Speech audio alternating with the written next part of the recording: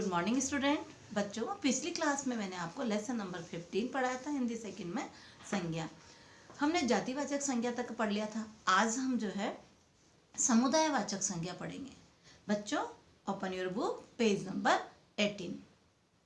समुदायवाचक संज्ञा इंग्लिश में जो आप पढ़ते हो कलेक्टिव नाउन और मटेरियल नाउन, तो आज हम समुदायवाचक संज्ञा और द्रव्यवाचक संज्ञा पढ़ेंगे। वैसे तो संज्ञा की 3 प्रकार की है, लेकिन 2 जो संज्ञा हो रही है इसके अंदर समुदायवाचक और द्रव्यवाचक। तो समुदायवाचक में आपको पढ़ा रही हूँ। समुदायवाचक शब्द से ही पता लग रहा है, समूह, वर्ग, समुदाय, यानी जिस शब्द से किसी समूह, वर्ग, समुदाय का बोध हो वो क्या कहलाती है बच्चों? समुदायवाचक संज्ञा कहलाती है। जैसे मान लो कक्षा, अब कक्षा में एक बच्चा तो होगा नहीं, कक्षा में क्या होंगे? जब छात्र होंगे उनसे तो कक्षा बनेगी।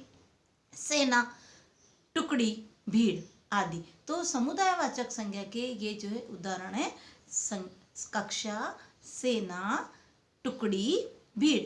तो बच्चों, ये जो आपके एग्जाम में आ सकता है, समुदायवाचक संज्ञा किसे कहते हैं? पीछे क्वेश्चन भी आएगा आपका। तो आप ऐसा करिए, ये डेफिनेशन को अंडरलाइन कर लो। जिस शब्द से किसी समूह, वर्ग, समुदाय का बोध हो, समुदायवाचक संज्ञा कहलाती है। और जैसे ये एग्जाम्पल दे रखे हैं, ये दोनों लाइनों को आप अंडरलाइन कर लो। अब हम पढ़ रहे हैं द्रव्यवाचक संज्ञा। इंग्लिश में हम मटेरियल नाउन पढ़ते हैं ना, वही है बच्चों ये। जिस शब्द से किसी पदार्थ, धातु का बोध हो, द्रव्यवाचक संज्ञा कहलाती है। किसका बोध हो बच्चों? पदार्थ का या धातु का बोध हो, वो क्या कहलाएगी? द्रव्यवाचक संज्ञा। अब देखो इसके एग्जाम्पल है, गेहूं है, सोना है, चांदी है, पीतल है, तांबा है आदि। तो ये किसके उदाहरण है बच्चों? द्रव्यवाचक संज्ञा के। तो आप ये लाइन को अंडरलाइन करो। जिस शब्द से किसी पदार्थ, धातु का बोध हो, द्रव्यवाचक संज्ञा कहलाती है। जैसे गेहूं, सोना, चांदी, पीतल आदि। पीछे जो क्वेश्चन आएगा ना आपका 10 नंबर का, उसका ये आंसर है। और जो अपन ने समुदायवाचक पढ़ा उसके एग्जाम्पल जो है 9 क्वेश्चन आएगा आपका, वो है। अब हम पढ़ रहे हैं भाववाचक संज्ञा। देखो नाम से पता लग रहा है कि जिस शब्द से किसी वस्तु, स्थान या व्यक्ति के अभाव में गुण भी आएंगे, दोष भी आएंगे, दशा भी आएगी, भाव या स्थिति का बोध हो, वो क्या कहलाएगी बच्चों? भाववाचक संज्ञा। जैसे एग्जाम्पल से पढ़ा रही हूँ मैं, वह बचपन से शैतान है। तो यहाँ पर जो बचपन शब्द है वो क्या है बच्चों? भाववाचक संज्ञा। खेतों में हरियाली, अब कैसी हरियाली जो है वो भाववाचक संज्ञा का एग्जाम्पल है। शैतानी मत करो, शैतानी भी भाववाचक संज्ञा का एग्जाम्पल है। बुढ़ापा सभी को आता है, जो बुढ़ापा भी जो है भाववाचक संज्ञा है। तो बुढ़ापा, शैतानी, हरियाली, बचपन, ये सब क्या है जो अब आपके एग्जाम में आ सकता है कि ये निम्नलिखित वाक्यों में भाववाचक संज्ञा को अंडरलाइन करो या रेखांकित करो, या निम्नलिखित वाक्यों में भाववाचक संज्ञा कौन सी है, तो आप बता सकते हैं। जैसे ये बचपन से शैतान है, तो इस वाक्य में बचपन जो है भाववाचक संज्ञा है, क्योंकि ये जो है उसकी क्या बता रहे कि गुण को बता रहे कि बचपन से वो कैसा है कि शैतान है। अब देखिए इधर, ईमानदारी अच्छा गुण है। अब गुण का बोध करा रहा है ईमानदारी, तो क्या आएगा? ये गुण का बोध करा रहा है, तो ये आपकी भाववाचक संज्ञा है। तो बच्चों, सबसे पहले हम भाववाचक संज्ञा की परिभाषा को अंडरलाइन करेंगे। आप जिस शब्द से किसी वस्तु, स्थान, व्यक्ति के गुण, दोष, भाव या स्थिति का बोध हो, वह क्या कहलाएगी? भाववाचक संज्ञा कहते हैं उसको। तो इसको अंडरलाइन करो। अब आपके जैसे भाववाचक संज्ञा आ गई। अब भाववाचक संज्ञा किसे कहते हैं तो आप ये लर्न करेंगे। इसके 2 एग्जाम्पल आप लर्न कर लेना, लेकिन आपको भाववाचक संज्ञा की पहचान होनी चाहिए वाक्यों में कि कौन सी भाववाचक संज्ञा है। तो आप क्या करेंगे? गुण, दशा, भाव और स्थिति को देखेंगे, और उसके बाद में फिर आप वाक्य पहचान जाएंगे कि ये वाक्य किसका है। बच्चों, नेक्स्ट पेज पे आओ, 81 पे। यह भी जानो, भाववाचक संज्ञा का प्रयोग जब बहुवचन में हो तो वहां जातिवाचक संज्ञा होती है। मोस्ट इंपोर्टेंट पॉइंट है, इसको अंडरलाइन करो। क्या बोला? भाववाचक संज्ञा का प्रयोग जब बहुवचन में होता है तो वो क्या होती है? जातिवाचक संज्ञा बन जाती है। अब वहां जाएगा भाववाचक संज्ञा को जातिवाचक संज्ञा में बदलो। तो अब देखो, बुराई से बच्चों, अब यहाँ पर ये भाववाचक संज्ञा है, लेकिन अगर हम इसको जातिवाचक संज्ञा में बदलें तो क्या कहेंगे? उसमें कितनी बुराइयां हैं मैं बता नहीं सकता।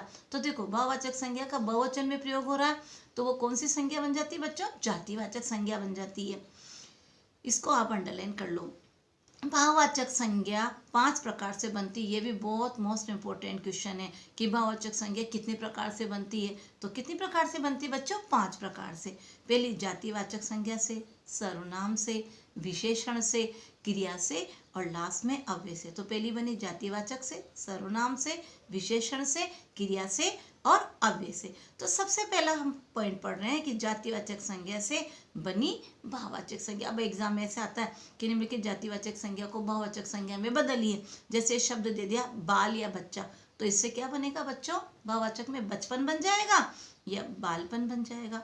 नारी, नारी से क्या बनेगा? नारित्व। ये मोस्ट इंपोर्टेंट पॉइंट है बच्चों, इनको अंडरलाइन करते जाओ। लड़का, लड़का से बना लड़कपन। और इंसान से क्या बना? इंसानियत। तो देखो इंसान जातिवाचक है, अब इसको बहुवचन में बदल रहे तो क्या बनेगा? इंसानियत। शिशु का शिशुत्व, इसको अंडरलाइन करिए आप। मित्र का क्या बना? मित्रता। और पशु का बना पशुता। और गुरु का बना गुरुत्व। और बूढ़ा का बना बुढ़ापा। तो बच्चों ये जातिवाचक संज्ञा को हमने किस में बदल दिया? भाववाचक संज्ञा में। अब सर्वनाम से भी भाववाचक संज्ञा बनती है। जैसे अपना, अपना का क्या होगा? अपनापन भी हो सकता है, अपनत्व भी हो सकता है। आप, इसको अंडरलाइन करो, आप से बनेगा आपा। और निज से बनेगा निजता या निजत्व। दोनों अंडरलाइन करेंगे, आप और निज। अब कहेंगे सर्वनाम से भाववाचक संज्ञा में बदलो, तो ये सर्वनाम तो अपना हो गया ना, अब इसको भाववाचक में बदला तो अपनापन आ गया या अपनत्व। आपका आपा हो गया। निज का क्या हुआ? निजित्व या निजता। और मम का अंडरलाइन करिए, मम से बनेगा ममत्व। और आत्म का आएगा आत्मीयता। तो बच्चों हमने पढ़ा जातिवाचक संज्ञा से बनी भाववाचक संज्ञाएं, सर्वनाम से बनी भाववाचक संज्ञाएं। अब हम पढ़ रहे हैं विशेषण से भाववाचक संज्ञा। ये मोस्ट इंपोर्टेंट क्वेश्चन है, पेपर में आ सकता है। भाववाचक संज्ञा कितने प्रकार से बनती है? 5 प्रकार से। तो 2 प्रकार मैंने पढ़ा है, जातिवाचक से, सर्वनाम से। अब हम पढ़ रहे हैं विशेषण से।